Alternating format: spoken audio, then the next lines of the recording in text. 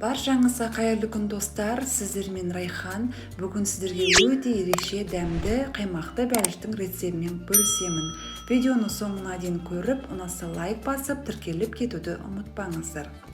Алдымен қамырымызды дайындаймыз. Ол үшін бізге 1 жұмыртқа және 100 грамм қант қажет.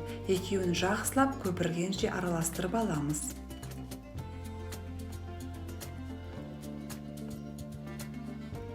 Үшінші ингредиентіміз бізде сары май. Сары майдың көлемі 150 грамм сұйытылған болуы қажет. Барлығын жақсылап араластырамыз. Одан кейін ұн қосамыз. Ұнның көлемі менде 300 грамм. Ұнның ішіне 1 шай қасықпен разрыхитель салып, жақсылап араластырдым. Енді дайын тұрған қоспамызға саламыз.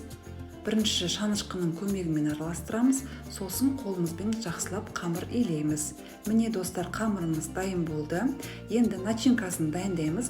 Начинкаға 100 грамм қант және 4 жұмыртқа,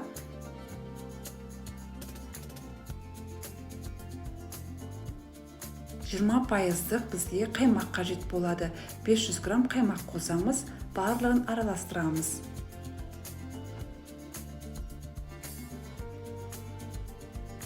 Енді табанымыздың түбіне осылай сары май жағып шықтым. Күйіп жабысып қалмас үшін қамырымызды алып, осылай қолымыздың көмегімен жайып шығамыз.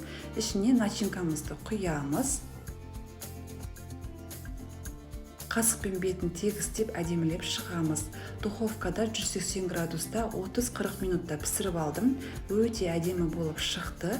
Бетіне сәндік үшін сахарная пудра септім және клубникамен әсемдедім.